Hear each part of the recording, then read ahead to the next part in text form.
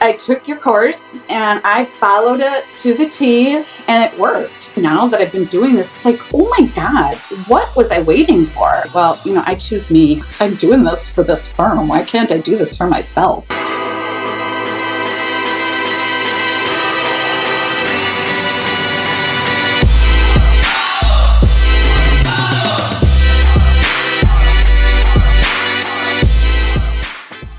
Welcome to another episode of the Paralegal Freelance Lounge. Jacqueline Foster here. Before we jump into my interview with Therese Keyes of Keyes Freelance Paralegal Group, I want to make a little mention as Terry is one of my alumni of the Freelance Paralegal Roadmap course, and we talk a lot about it throughout the interview. So if you're ready to start and build a scalable freelance paralegal business, the Freelance Paralegal Roadmap course, my signature course that has guided over 150 paralegals in the last 7 months to starting their own business, is currently open for enrollment. I built this course so that you could find both financial and personal freedom. This course covers everything you need to stay on track and make your freelancing dreams an absolute reality this year. So if you want to be freelancing and making six figures in 2025, absolutely take a look at this course. And I understand a lot of my course members come into this course having very little business knowledge, a limited network and client acquisition strategy, concerns about financial stability, have no idea where to start, and don't even believe that success is possible for them. Or they might be thinking that the transition from full-time employee to full-time freelancer is going to be near impossible. So if this is you, I want you to know that once you have completed this self-paced roadmap, you will have an established business ready to take on clients, clear short and long-term goals so you know where you're scaling to, an amazing North Star client to serve, a 4 pyramid services offering so that you can target your North Star client exactly where they are at, which increases your revenue streams, perfect price points that both sell and fulfill your dreams, a completed puzzle of your perfect software setup that will eventually scale into your business, a memorable and unique business brand, a professional website, and an optimized LinkedIn that is filled with your target audience so that you can start attracting clients, a refined sales call readiness so that you can convert your leads into paying clients, and a 365-day content marketing plan so that you can stay consistent and watch your efforts build upon each other. You can visit the link in the description of this episode so you can learn more about the full curriculum, read testimonials from former course members, and make an informed decision if this is right for you.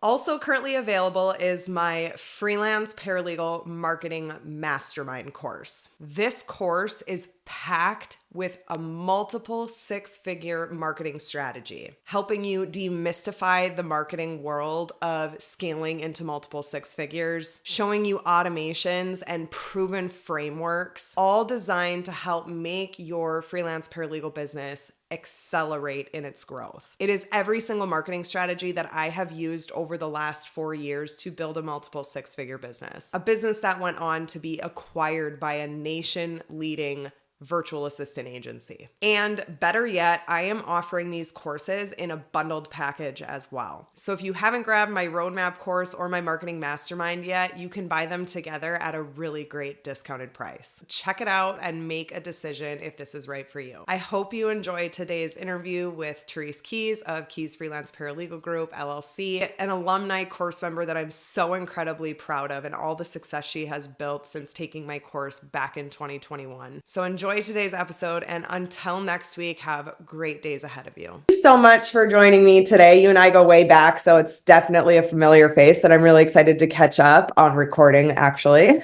but to catch up with you. I just want to start in the beginning of your paralegal career and what led you to go on to have Keyes Freelance Paralegal Group, LLC. I know you've been operating it for, 4 years now or so? I think a little short of 4 years. Mm-hmm. Okay, Yeah. so why don't you start from the beginning of your career and just kind of walk us through? Sure. Well, I mean, I really didn't start out as a paralegal. I started out as a legal secretary.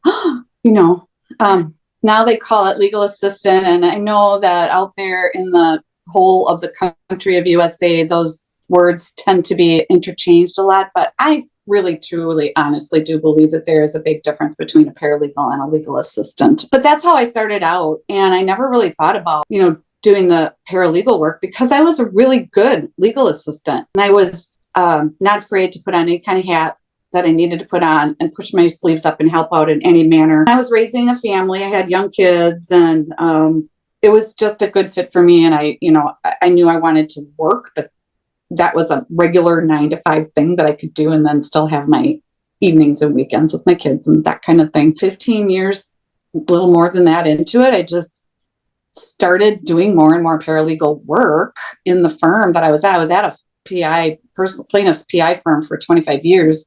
And I started doing more and more paralegal work. And I thought, hey, I'm doing this work, but I'm not really getting the credit for it. I decided I'm going to look into, getting my degree for that. I had already had an associate's degree for legal secretarial science. That's what they called it back in the day.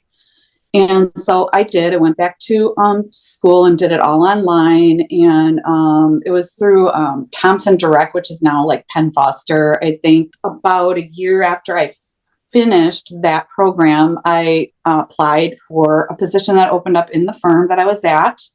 And 5 times the lawyer that I was working with wouldn't let me go. 5 times it took me to ask for a promotion. And finally, I had to come to Jesus, talk with him and said, you're really holding me back. And he said, I am, selfishly. I am, because I don't want to go through having to, find another good legal assistant. And I said, I get that, but I'm going to leave the firm if you don't let me do this. And he did, finally. I still got to work with that particular lawyer on some cases, but I did move into a team where we were running auto cases and different things like that, all kinds of personal injury cases, and did that for about 15 more years, made a switch. I don't know why. I just kind of got burned out after that. The firm actually opened some other offices around the state of Wisconsin. I moved to help get them established and running, and moved with the lawyers and things like that. But I burned out. I literally burned out. And I was like, I gotta figure out what I want to do with my life. And I left and I went to a family law firm. I did family law, small firm, and found out I hated it. And I went and worked in-house as a paralegal in a risk management position, which I really, really enjoyed, for a nursing home company that operated in the United States, but based in Canada. They ended up being literally litigated out of the United States. They were being sued left and right, and they couldn't maintain a foothold in the United States, and left the United States and went back to Canada. So all of us on the US side lost our jobs. I went to a insurance defense firm, and I went into that position as sort of in a dual role. I was billing hours for insurance defense, personal injury cases. And I was also a trainer, mentor for brand new paralegals that came into the firm. I did that for about 5 years. And well, we all know what happened in February of 2020, and COVID hit, and we literally were told to pick up whatever you can pick up and go home and figure it out, basically. Figure out how to work from home and be productive and keep your billing up, 1,500 hours or whatever it was a year. And to their surprise, we all did it. We did it because we were like, we didn't know what was going to happen. At first we were all like, well, we'll be back in our desks in 2 weeks. Well, yeah. All of us. What was it? 3 years later, everybody's like, holy crap, this is a lot bigger than we ever thought would be. Well, so that too, because you went through it too. Mm-hmm. But in that time period, I was like, gee, you know what? I'm sitting here. I got this really nice setup. I'm doing this for this firm. Why can't I do this for myself? Right. Or what other kind of supplemental income can I make on my own? And I started, researching all different kinds of things. I started out like with a proofreading course I took, and thought, well, I could do some proofreading on the side or editing. And then I don't know how, Jacqueline, but I stumbled on your paralegal. What did you call it back in the day? I don't even remember. I was trying to remember that today. Well, it was the Paralegal Entrepreneur Circle was the group. Yeah.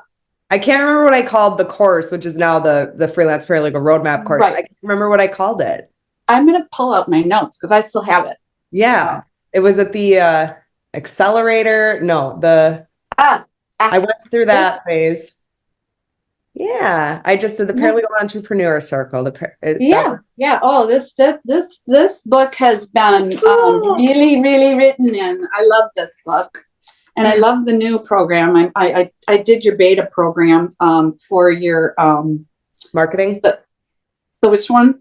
The Marketing Mastermind? Yes. I'm really proud of that course. I love it. I love it. I tell people about you all the time. You probably hear that. You probably get people saying, well, Therese, I do. I know. I'm like, hey, yeah, go over to Jacqueline if you need help. Because, I could tell you, but she could do it a lot easier and faster. And she's got programs set up exactly for that. Right. So, and I took your course and I followed it to the T and it worked. Yeah. It worked for me. I started my own business. The firm I was at didn't like that I started my own business. They found out I was doing it. There was no precedent for it in their firm that you couldn't, but they made me the precedent. And I was like, well, I choose me. At the age I was at the time period I was at everything, the stars aligning at that time of my life, it was like, I choose me this time. Okay, I'm done putting money in your pockets and only getting like that much of it. That was like in June of 2021. And I'm still going strong now. And my clientele is picking up. I have subcontractors under me now, all because of your course.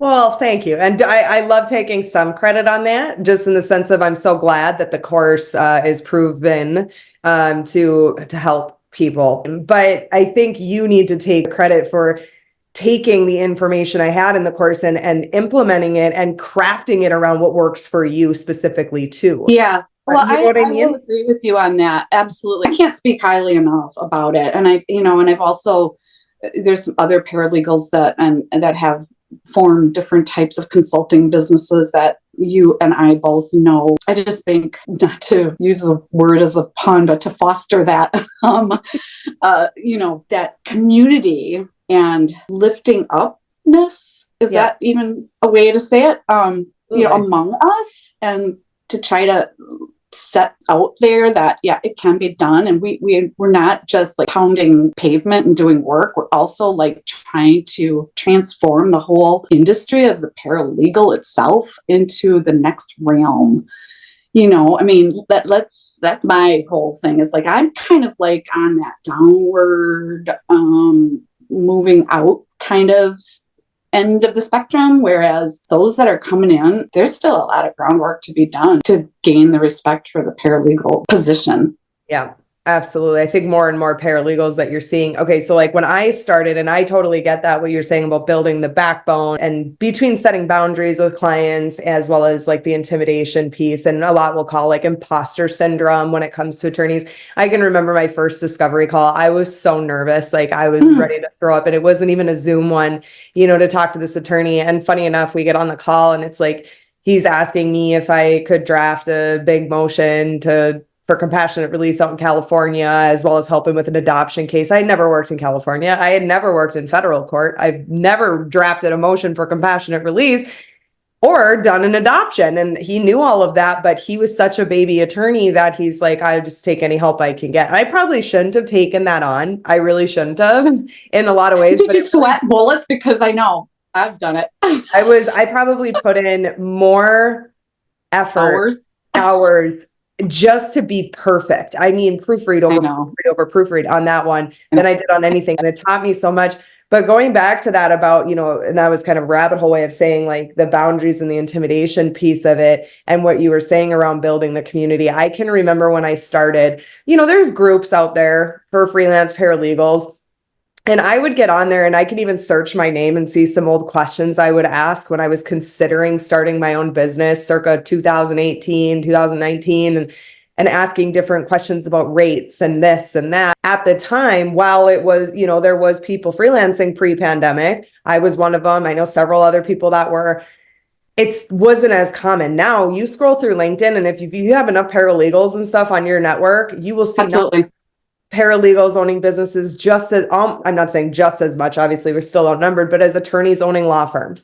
It's becoming more and more common. And that was something that two things really pushed me to open up my own group. One, I needed to connect with paralegals to help staff my agency, and I needed to find paralegals that really wanted to freelance. And then I started my, when I found success in that first year of business, I'm like, hey, I could teach people how to get through that first year to that first 6 figures. They always say, you don't have to lose 100 pounds to teach somebody how to lose 10, right? So you can start there and there. Right. And I charged like $50 for my course, and it included live coaching and all these things, but it was fun. And I met people like you. I was in that. Yeah. You were live coaching at the time that you were doing. I think I might have been in like maybe one of your very first groups, honestly. You were, I think, the OG group, maybe. Yeah. Anyway, and still live. We had our like live once a week. Talk live. We had module. So I kind of ran it over 8 weeks. From there, what I have found is that the more and more now, then the pandemic hit and more attorneys were seeking services, more paralegals were joining. I just started to see more of community around it. Yeah. And let's join arms, let's network, let's give each other even just like an entrepreneur event session of, dealing. Yeah. I mean, that's the whole point is like, stop. My view is let's stop. I mean, it's hard enough for women. I know there's a ton of very good male paralegals out in the world too, but it's hard enough for women to make a stand or a point or a niche in this world as it is. Like, let's not pound each other down. Let's lift each other up. We've got a lot to offer. Yep. Now you go look on those groups, and it's like somebody says, hey, can I get a copy of a contract? Or, hey, what do you charge? Yeah. You go like, send me your email. Sure. It's like, it's just 180 flip. I don't see as much negativity. When I was working in the law firms and that, I knew that we hired consultants for certain things, doctors, psychologists, accident reconstructionists, all those kinds of things. And most of them were like consultants. And it never even occurred to me back in those days that a paralegal could do that. I just thought, after and now that I've been doing this, it's like, oh my God, what was I waiting for? And why didn't it occur to me? And so because you said you had been doing some freelancing, and if I recall correctly, it was mostly because of where you were located. Yes. Rather than because you wanted to do it. It was like you needed to find work, period. Yep. And I didn't, I always thought, well, I'm just always going to have to go to an office because that's where paralegals go to work, And now that now that I've been communicating more and more with a lot of paralegals, and I have quite a number of people just reach out to me and try to, just ask me questions, pick my brain. And I'm like, I don't care. I'm happy to help because, I'm not going to be around forever. Somebody's got to keep doing this. Oh. And I was shocked to find out, I've been freelance, or I guess we didn't really call it that. I don't know what they called it. Oh, I was helping out somebody just from my home, at night or on the weekends for years. It's like, but you never heard about it, and you're right. People didn't ever talk about that kind of stuff. And now you can't go onto a social media without running into somebody who's like, oh yeah, I've been doing that, or I want to do that, or how do you do that? And that kind of thing. And it's great. I love it. Oh, it is great. And that's what's going to do it. I'm 100% convinced, and somebody could challenge me on this, but I'm 100% convinced the fastest path for paralegals to earn substantially more respect in the industry. And when I say respect, I mean like experience, expertise, respect, especially those truly dedicated, like you said, with that experience, that industry knowledge, is to start their own businesses. The more paralegals do that, the more it's going to look at it's a thing, right? It's not just like it's going to be recognized. Start their own law firms. We go off to start our own independent paralegal service company. Right. Most, if not all, of the attorneys that I have conversations with, and I was like you, that very first call I had, I was like, I don't know how she does this. I feel like I could throw up too. Yeah. You said in your, teaching, it gets easier. Don't worry. It gets easier the more you do it. And you're right. It does. Now it doesn't even bother me. Now I'm just like, I know what questions to ask. I know how to answer their questions and things, but you're right. It does take practice just like anything else, but they most of the attorneys I talk with they like having this choice, especially the solos and the small law firms, one or two attorneys. They're more apt to want to use freelancers or, contracted paralegals, the benefits that they see from it. Right. And the flexibility for us. I absolutely love the flexibility. And everybody asks me, my friends, family, I'm like, how can you stand just, like being in your office all day all by yourself? And it's like, I talk to people all day. I have a huge community of paralegal freelancers that I talk with, communicate with. And no, I might not have someone sitting in a cubicle next to me or an office next to me or whatever, but I love my little office, and, I can look birds out the window and stuff like that. And so it's like, I'm not by myself, and I don't feel like I'm by myself just because of the community base that we've all built. I 100% back that. Circling back to all that, and back in 2018, when it was that way, when I was trying to seek support or guidance in starting my own business, I felt that whole time, that whole 2018 through 2020, I felt very lonely, very isolated, very like, I got to figure all this out by myself. I'm alone. I don't get to talk to anybody. But yeah, you're totally right. These last few years, when I come into this office, I do feel like I have coworkers. But something I kind of want to pivot here. I want to talk to you about your experience. I mean, you took my course, yes, but you also have gone on for the last 3 years to just build and build and build on your business and figure out for you what works, what doesn't. So talk to me a little bit, because the burning question for all of us, is the cracking the code of how to get clients. And I think you could agree with me now that if I could tell somebody the one formula to do it, like do this and you will have a flood of clients, I would. The problem is it doesn't work that way. It's a bunch of things coming together to make it happen. Right. It's not a one shoe fits all. It just isn't. No. Obviously, we're dealing with different personalities. Is as easy to talk to both sides. Maybe you're not a talker, or maybe the people you're dealing with aren't big talkers. And I'm a talker. I talk to anybody.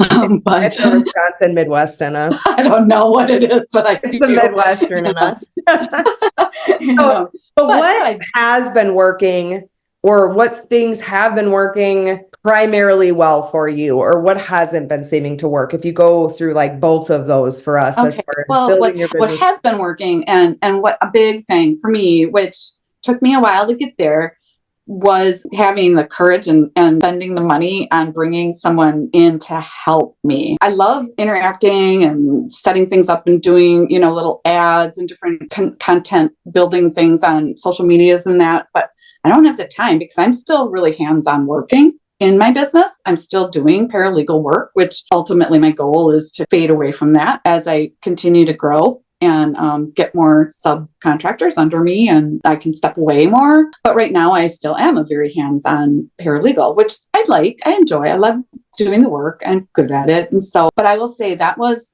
my one step I've taken, like just since January 1st of this year. I made myself a promise. It's like, okay, I'm going to make that sacrifice, and I am going to hire someone to do all of my content for social media posts. Not all of it. I still, of course, go out and I wish I could do more blogs than I do on my own website. I try to do one like every other month. So I do what I can, but that has helped me tremendously. I don't have to worry about that. I've gotten my assistant, my virtual assistant who does this for me to a point where she knows my niches, what I'm looking for. I can tell her, hey, okay, I've got some leads from lawyers, and this is the kind of work that they're looking for, or the type of person or paralegal they're looking for. I need ads for those kinds of paralegals now. She can take it and run with it. She works for me like 2 hours a day, which isn't huge, but it's a step. Now, I will say my next pivot is going to be, I need another person to kind of like help me with the business end of things, like to do the accounting, the invoicing, all of that, onboarding of new subs. I find that's very time consuming. And I know you know that because you did it too before you brought on your person. And that's why I came to you and asked about, okay, so once we get to that scalable point and we need to start building these new processes. When I was on my panel at the Law Firm Growth Summit, and they said, like hiring strategies and all these things, what we were talking about. One thing that I mentioned to them is that before you hire, you have to know what you're hiring for. And I know that sounds like just this one specific question and answer. Okay, I'm hiring for executive administrative support. I need them to do all these things, whatever. And this is actually how I coach my attorneys as well, to start breaking apart their case flows and look at piecemealing people into specific roles. But the first and foremost important thing to do is to, even if you're doing it all right now, get it in a system, because that makes your hiring process so much easier. And that's what blocks most of us, including myself, as business owners, to start bringing in strategic people into our business and where to hire next. And I can tell you the most important thing to hold on to yourself is the thing only you can do, which is typically going to be brand demonstration, creating videos, business development, networking, talking with clients. Those types of things that actually grow the business, you need to hang on to. But the things that sustain the business, daily content. Well, I have a hard time getting rid of my content, but I will at some point need to bite the bullet and say, like, at least have somebody publish it for me, right? Daily content, those types of things, admin function, even downright to the recruiting, pivoting through your growth and starting to identify like key people to come in to your business to help, and my advice to you, if unsolicited advice to you, is to just really focus on the things that don't necessarily grow the business, they sustain the business. And it took me a long time to really trust that my business was going to be sustainable enough to not hang on to full-time hours for my paralegal work, or you know what I mean? Like all that. Oh, I know. But the moment I started letting go my 5 hours here, 5 hours there, and like I haven't done paralegal work truly in like 2 years, I was amazed at how much more time I had to just commit to the things that grow the business, not correct. And that, right. And I get that, because I've already seen some of that just in not having to do, my little, and they're not huge. They're just little, 3-minute videos, or, a little flyer that my 2-hour a day person is doing for me. It's been such a help, and it's great to have that off of my shoulders. Absolutely. So I'm seeing, the investment is worth the return for something like that. Yeah, I do need to start stepping back, from actually doing the hands-on work. And I have enough people in my team and my pool now that I can send this work out to. I trust them, the people that I have. I'm really particular about the people that I'll let talk and work with my clients. So I don't know if it answers about roadblocks. I think that would be my biggest roadblock at this point. And I just think, I know it sounds counterintuitive, and there's so many people that will coach completely opposite. For instance, people that coach attorneys, I know first and foremost, they'll say the first person you hire is a marketer to get business through the door, I totally get that. But I think in the freelance space, in the very delicate space of starting into the freelance space and trying to grow it and trying to make it sustainable for yourself, because again, it is an evolving industry. It's definitely ramping up faster and faster every single year, but it's so delicate because these paralegals, they didn't come out of big law that was making $200,000 a year to go start their own firm, and they have this money in the bank to get them going. Right. So the first thing you hire is anything. Okay. So if you want to go like agency model right from the start, you're like, I'm done doing paralegal work for the rest of my life the moment I open shop, is you need to be the marketer. You need to be the business development. Right. You need to build the brand, especially to get started, especially to be full-time. You don't need 30 clients like a law firm needs to keep operating, right? Right. A couple of clients or 3 clients that are using you on a consistent basis, month over month over month. Right. And Right. So, and then as you start scaling, that's where you get help with your content to make it better, to make it more consistent. You hire admin support to take that off your plate so you can focus more on business development yourself. So, yeah, I think that's pretty much like, for me anyway, my next step is to sort of stepping back and trusting in the people that I've brought on to work with my clients. Well, Therese, to end the conversation, I guess I want to ask one last question, so we have one more topic. What is one piece of advice that you feel will waterfall effect into all the other pieces of advice or all the other things that could make somebody successful? What is that one thing that you would want to tell that person that's feeling a little defeated or skeptical about their abilities to be successful? I would say just break it down to have faith in yourself. Don't give up. It's attainable. It's not going to come overnight with anything. It's going to take hard work and dedication. What are the statistics on businesses making it? I don't know in the first 5 years how many businesses weren't making it.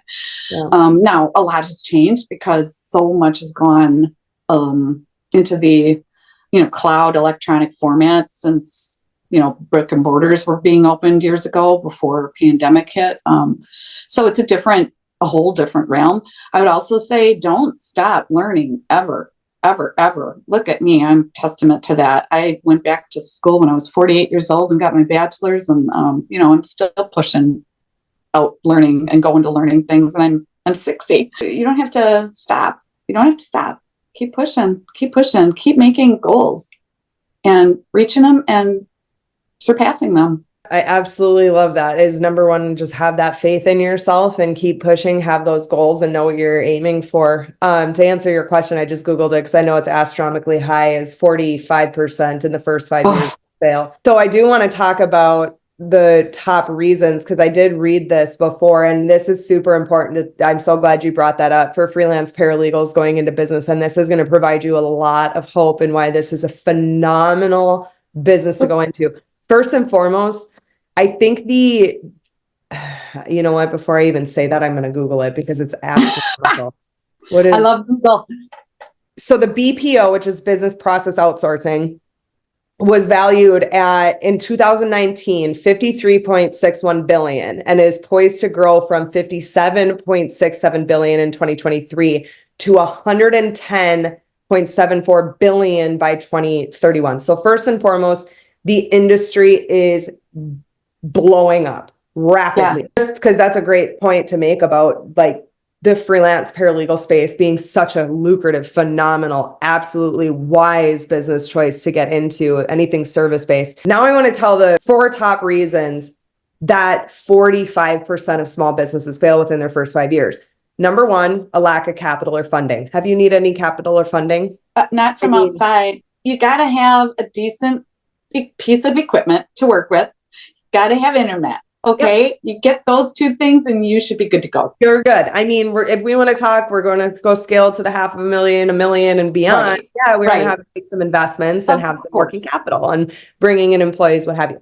But that will all come with time. So a lot of these businesses that are in that statistic, they have to purchase equipment, real estate, employees right off the bat, right? This industry, you need none of that to start. You can start under $100 a month. Oh yeah. Easy. Okay, the next is retaining an inadequate management team, which if you're going freelance, you are the management team in the beginning. You are the person, so you better be good at it. Okay. The next one, and this is why in my roadmap course, it's number 1 course, part of the course we talk about, is a faulty infrastructure business model. Yeah. It's something that's not thought out in how it's going to scale, because if you don't, what ends up happening is you hit that point. I'm telling you, that is why this helped me. Yeah. But you've got to have a roadmap. You're absolutely right. And so I really wanted to connect there, like the 2 things you were saying about have faith in yourself, mixed in with, I know it's sometimes it's oh, it's not me that I don't have faith in, it's the industry. Okay. The industry is there. I've proven it. Business process outsourcing is there. And in fact, I didn't even go one step further. If you look at the pie chart at what industries are going to be growing the most, 25% of that pie chart, which is a huge percentage in the billions, right? Yeah. Is specialty industries, which would services. People. Yes.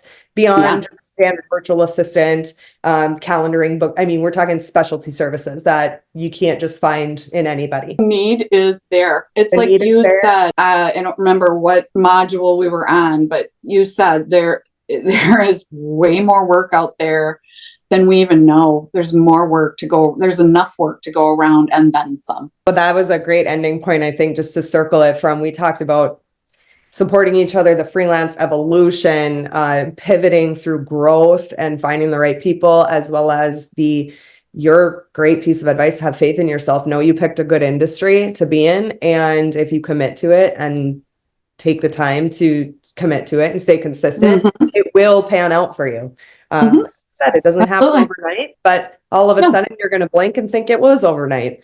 Well, yeah, I know. You know? I look back now, it's like, oh my gosh. How did 3 years pass? I just filled out my state licensing again, and it's like, holy cow, that's coming up on 4 years. How can that be?